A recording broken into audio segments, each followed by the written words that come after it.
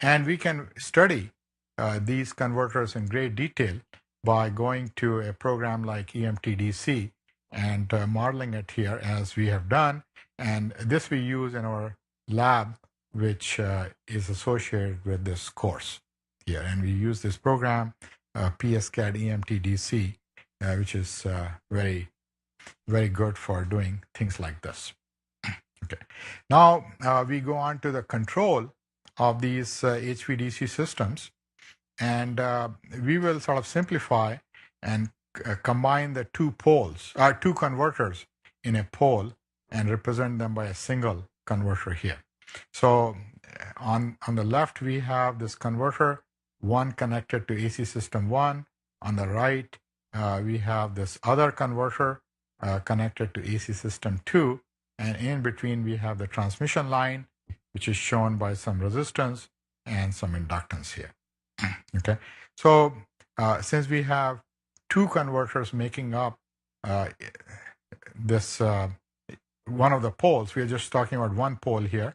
That's why we have this factor of 2 in the front in these expressions. So VD1 is given by this, where we have this angle alpha 1, by which we are delaying these pulses, and VD2, where the delay is alpha 2, let's say. And then under steady state conditions, this inductance doesn't really play any role. Okay, in the transient operation, even in steady state operation, it's important.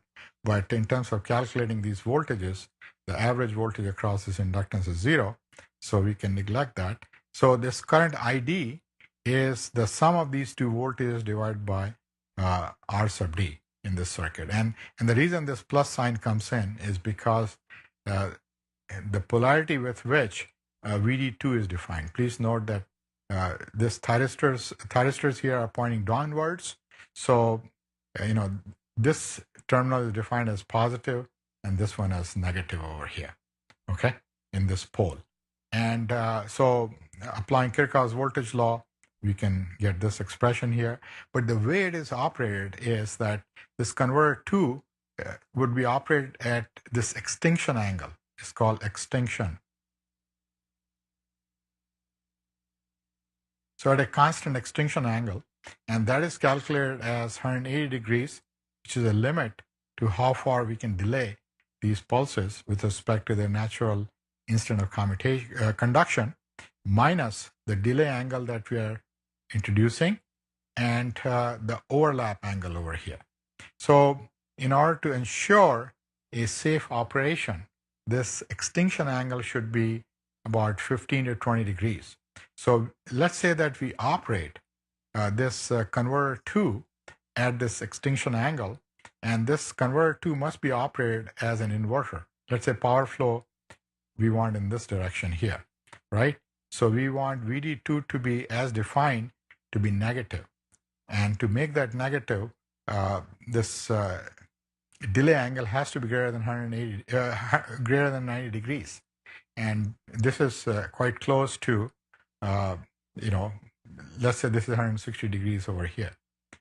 I'm sorry, this here is, we delay this alpha to be, let's say, 150 degrees or something like that, make it 150. So this extinction angle would be about 20 degrees or something like that here. Okay. So instead of alpha in this expression, we substitute this gamma over here. And if you do that, we get this expression here for VD2. And then we can calculate VD1 from this equation by substituting for VD2, and it comes out to be looking like this here. Okay. So it's made up of this extinction angle, constant extinction angle at which we are operating, and then this drop over here. So, what we are doing is we are operating converter 2 at this constant minimum extinction angle, but VD1 would have this characteristic looking like this here. Okay. It will be a flat line if there was no drop. But because the drops are there, and those are needed for this kind of operation, this is a slooping characteristic, and the intersection of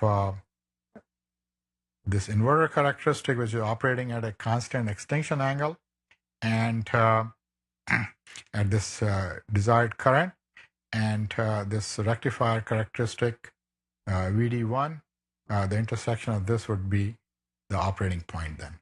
Okay, so that's how we can control. We can operate this at any current level that we desire here. So that is very nice, because we can basically dial a power level, the power that is allowed to flow on this line, which we cannot do on AC lines. Okay, whereas we can in HVDC lines.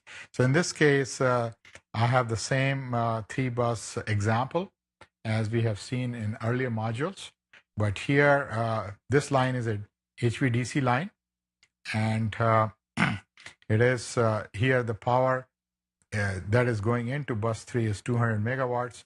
Of course, it's slightly higher at the other end because of losses, and we can give the proper characteristics for this line and also for these terminals, and this can be done in PowerWorld. So PowerWorld is a very good program to see how we can interface an AC system with a DC system and calculate power flows in various lines. So that's done.